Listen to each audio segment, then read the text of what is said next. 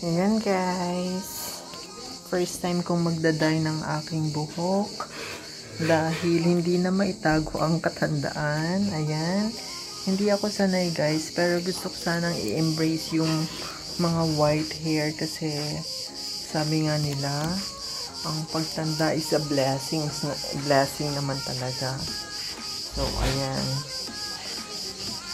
medyo maitim na ako ngayon dahil everyday kami nasa dagat. So, ayan. First time kong magdaday ng hair. So, ito lang yung binili ko sa Watson. So, actually guys, kadaday lang ng buhok ko nung umuwi ako ng Pilipinas last May or April, I think, yeah. April. Pero, ito na yata yung bawi ng mga pagbubunot ko ng white hair. Kasi binubunot ko talaga guys yung dito, yan, binubunot ko talaga.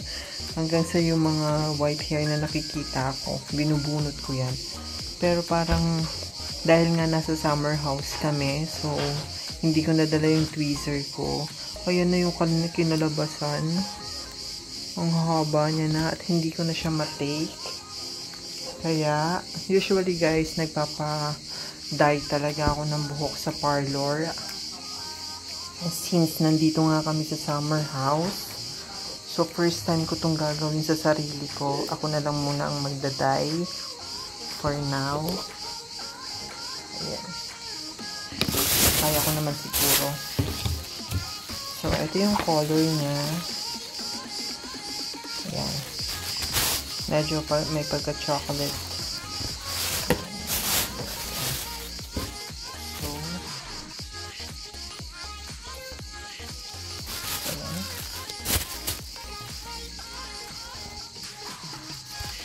Ayan, tikas.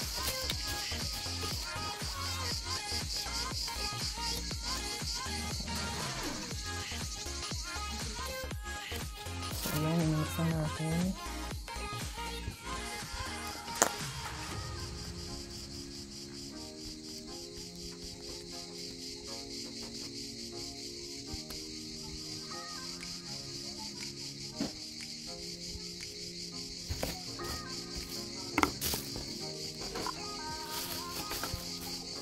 Mix natin.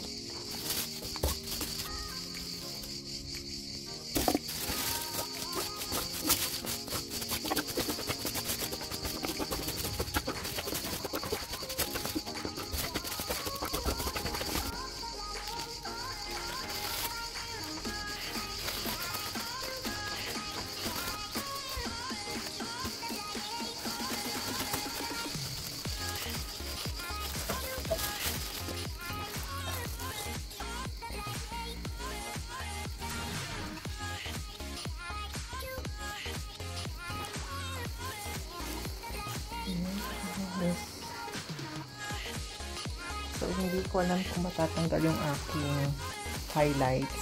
Pero it's okay. Kasi, hindi ko na talaga gusto yung white hair, guys. Ayan.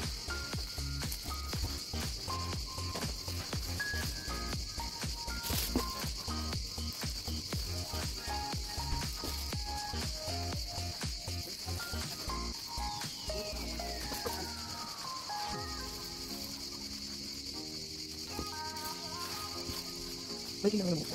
Balik lang.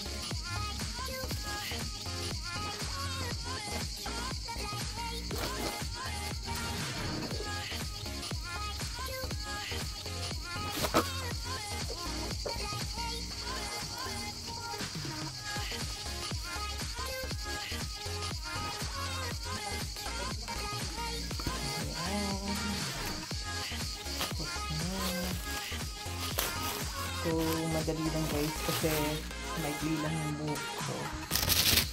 So, ayan. Maikli lang kasi yung buhok ko kaya madali lang. Ay, ano to? So, ang dugyot ko na guys. Ganun talaga. Sariling sikap guys.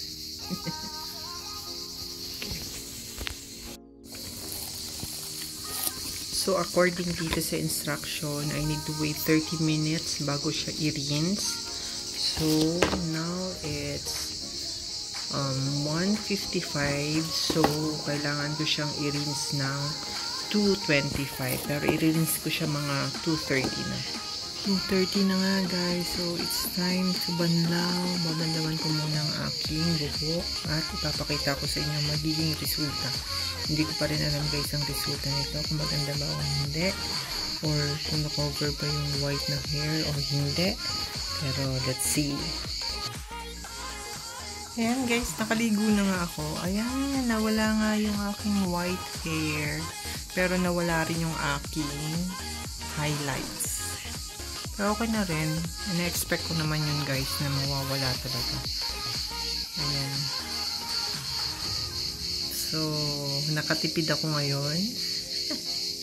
For the first time, ako ang gumawa ng pagdaday ng aking buhok.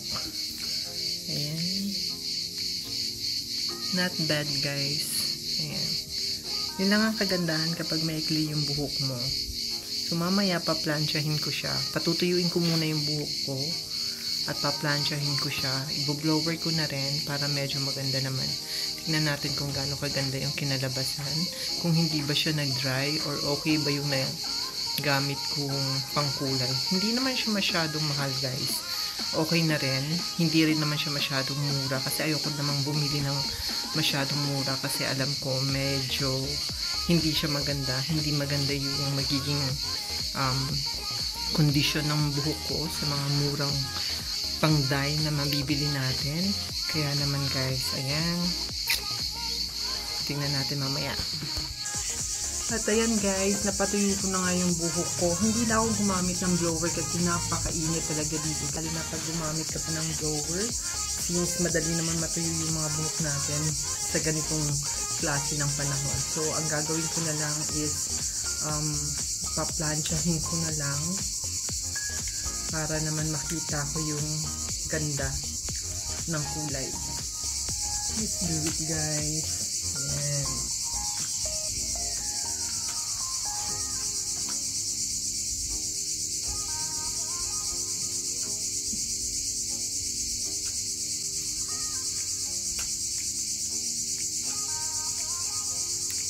Nawala talaga yung aking highlights guys. Pero yun na nga, sabi ko nga okay lang. Dahil talagang hindi na ako mapakali sa aking white hairs. Dahil nasa lahi rin naman namin guys na kahit na bata pa, yung anak ko ang dalaga. Ay, yung anak ko ang babae, yung pangalawa ko. Ilang taon pa lang siya, dalaga pa lang siya noon. Marami na talaga siyang white hair. Mas marami pa sa akin. Kaya ngayon, hindi naman ako nagtataka. Pero dahil hindi naman ako talaga masyadong sanay, ayan, although alam naman natin na dadating talaga tayo sa puntong puputi na yung lahat ng buhok natin, pero dahil may kulay naman, kulayan na lang natin. Ayan. At first, natatakot akong gawin to sa sarili ko kasi nga hindi naman ako sanay na ako yung nagkukulay ng buhok ko. Pero no choice ako ngayon guys dahil nandito nga kami sa summer house at wala talaga akong way para makapunta ng parlor. Kung tutuusin guys, wala akong day off ngayon for 2 months. Straight talaga ako. Nandito lang ako, nakakapag-stay lang ako ng bahay kapag dumadating yung aking mga amo galing nga sa SKC here. Iniiwan lang nila kami dito sa summer house dahil nga may work sila. So every weekend, yun lang yung time ko na hindi makapunta sa dagat. Kaya ngayon ko ginagawa to dahil ito lang yung time na madaday ko yung aking buhok. May kulay pa rin naman guys. Ayan, kulay brown. Brown pa rin naman. So, Okay na. Oh, maganda siya. Ito guys yung aking highlights. So, parang maganda naman. Maganda naman yung naging kinalabasan niya.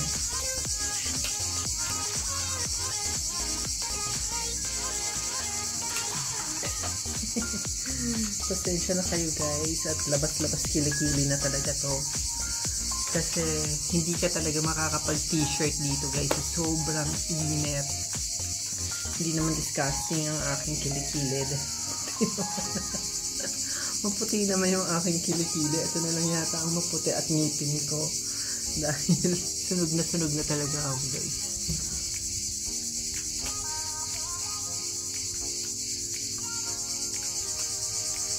Ay, maganda yung kulay niya. Gusto ko yung kulay niya. Napasave pa ako ha. Hindi na lang pala ako magpapakulay sa parlor. Ako na lang ang gagawa na sa sarili ko. Basta't maikli lang siguro yung buhok. Kasi pag mahaba, medyo mahirap.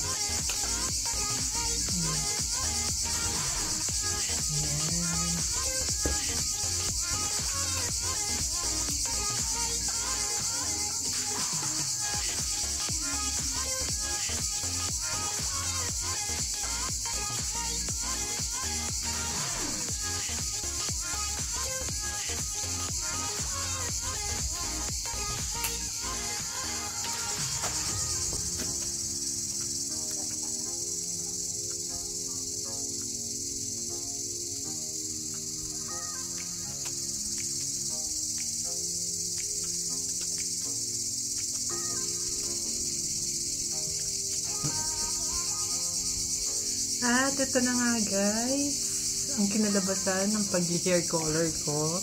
So, nawala na rin yung mga puting buhok. Natakpan na siya ng color. Ayan. So, ayan. Ayan. So, success! Masaya na ulit ako. Mukha na ulit bata. Hindi na ulit mukhang matanda. Hindi na. So, yeah. Thank you for watching guys. That's all for today's video and see you on my next vlog.